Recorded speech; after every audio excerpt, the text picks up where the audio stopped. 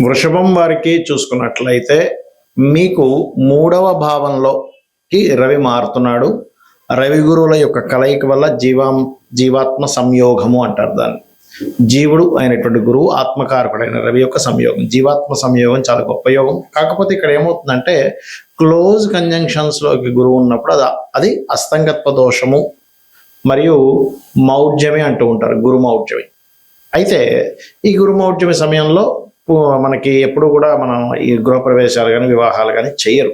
అయితే ఈ 3వ భావంలో మీకు ఈ గ్రహాల యొక్క కలయిక వల్ల మంచి ఏమిటి, జాగ్రత్త ఏమిటి అనేటువంటి అంశాలు చెప్తుంది నేనైనప్పటికీ చెప్పిస్తుంది సాక్షాత్ లలితా అమ్మవారిగా భావిస్తూ ఆ లలితాంబిక అమ్మవారి యొక్క అనుగ్రహం మీకు పరిపూర్ణంగా కలగాలని మనస్ఫూర్తిగా కోరుకుంటూ 15వ తేదీ జూలై నుంచి ఆగస్టు 15 వరకు ఈ 2 గ్రహాలు కలిసి ఉంటాయి. కాబట్టి ఆగస్టు 13 వరకు ఇది అస్తంగత్వ దోషంలో ఉంటుంది. ఎందుకంటే ఈసారి గురువు అతిచారంలో ఉన్నాడు కాబట్టి ఎక్కువ కాలం ఉంటుంది అస్తంగత్వ దోషం అండ్ మౌఢ్యమి దోషం.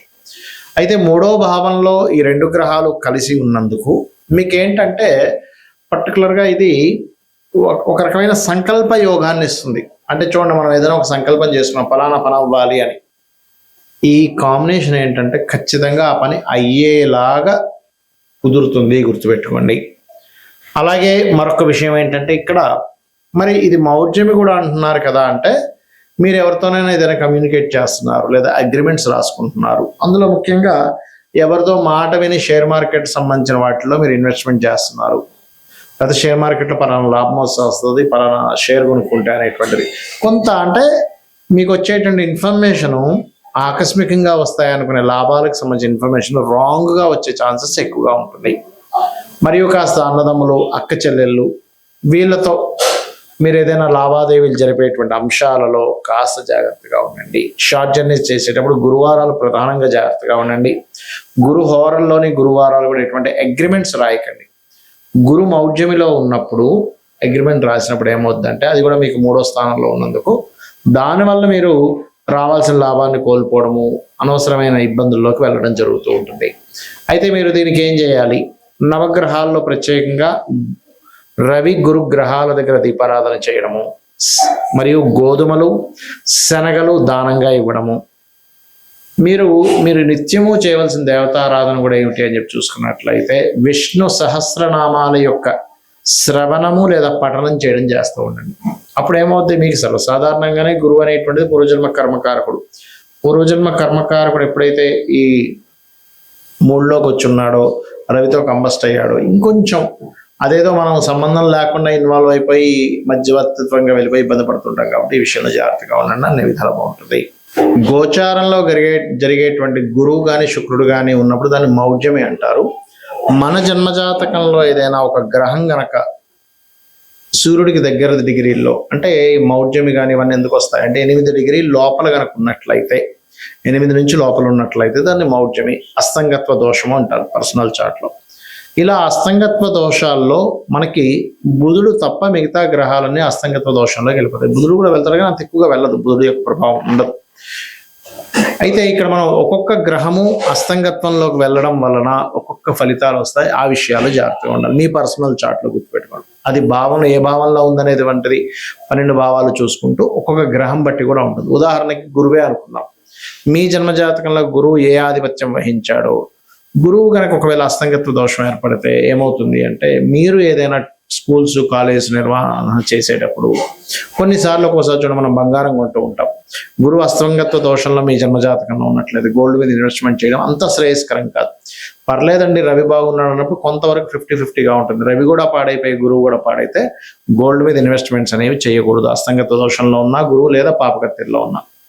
అదేవిధంగా కొన్నిసార్లు అమావాస్య యోగంలో పుడుతూ ఉంటారు కదా, అంటే అప్పుడు చంద్రుడు చాలా క్లోజ్ డిగ్రీల్లో సూర్యుడి దగ్గరికి వచ్చేసాడు, చంద్రుడేమో క్షేణ చంద్రుడే. అలాంటప్పుడు ఏంటంటే మీరు అమావాస్య నాడు పితృదేవతా సంబంధించిన కార్యక్రమాలు చేయడము, మరియు అదేవిధంగా మరొక విషయం ఏంటంటే ఇక్కడ వీటితో పాటు మానసిక సంబంధంగా, అంటే కొంచెం మనసు మీద ఎక్కువ తీసుకుంటూ ఎక్కువ ఎమోషన్స్ అవ్వకూడదు అనేటువంటి దాని అర్థం అన్నమాట. అదేవిధంగా కొంతమందికి కుజుడు చాలా క్లోజ్ కంజంక్షన్లో రవితో కనెక్ట్ అవుతాడు. అలాంటప్పుడు ఏమవుతుందంటే వీళ్ళకి సర్వసాధారణంగా తండ్రి కొంచెం అగ్రెసివ్గా ఉండడం, అదేవిధంగా మీకు ఆ పోర్ట్ఫోలియోస్ ఏమొచ్చే దాన్ని బట్టి ఉంటుంది. కాకపోతే ఇక్కడ ఏంటంటే ఏదైనా ఖాళీ ల్యాండ్లు, అందులో ముఖ్యంగా గవర్నమెంట్ ల్యాండ్స్ తీసుకుంటూ ఉంటాం యాక్షన్స్లో, ఆక్షన్ జరిగినప్పుడు. కాబట్టి ఆ ఆక్షన్లో తీసుకునేటువంటి ప్రభుత్వ సంబంధించిన ల్యాండ్స్ తీసుకునేటప్పుడు 1కి 4 సార్లు మళ్ళీ చూసుకొని తీసుకోవాలి, అందులో ఏదైనా దోషం ఉందా ఏంటి అనేటువంటిది. అదేవిధంగా బుధుడైతే కొంచెం ఎక్కువ కంబస్ట్ అవ్వడు బుధుడు విషయంలో. కాకపోతే ఏంటంటే బుధుడు మీరు ఎప్పుడైనా గుర్తుపెట్టుకోండి, కంబస్ట్ అయినప్పుడు కొంచెం ఏదైనా వ్యాపారం చేస్తున్నారు లేదా షేర్ మార్కెట్ రిలేటెడ్ సంబంధించిన విషయాల్లో చాలా జాగ్రత్తగా ఉండాలి. అదేవిధంగా శుక్రుడు అనుకోండి, వివాహము, చాలా మందికి శుక్రుడు కనుక క్లోజ్ కంజంక్షన్లో కనుక రవితో ఉన్నట్లయితే అప్పుడు ఏమవుతుంది అంటే మీకు అది వివాహము, వివాహ జీవితము, స్పర్మ్ కౌంటింగ్ తక్కువగా ఉండడము, లేకపోతే కొంతమందికి లేడీస్కి అయితే వాళ్ళకి చూడండి ఒక్కోసారి వాళ్ళు ఈ thyroid related issues, హార్మోనియల్ related issues వస్తూ ఉంటాయి. శని కనుక అయినట్లయితే సహజంగా చెప్పాలంటే శని రవుల కలయిక ఈజ్ సమ్ టైమ్స్ కొంచెం గట్టిగా ప్రయత్నం చేస్తే గవర్నమెంట్ జాబ్ వస్తుంది. కాకపోతే తల్లిదండ్రులు అంటే తండ్రితో కొంత తెలియని విభేదాలు రావడము, కొంచెం జాబ్లో ఒక్కొక్కసారి చూడండి మనం చూస్తూ ఉంటాం, పలానా జాబ్ దగ్గరికి వెళ్ళామండి అక్కడ స్ట్రక్ అయిపోయానంటూ ఉంటాం.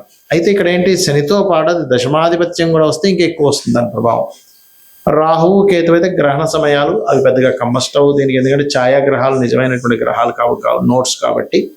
అయితే ఇక్కడ ఏంటి, ఏ భావంలో మీకు అస్తంగత్వ దోషం ఏర్పడింది.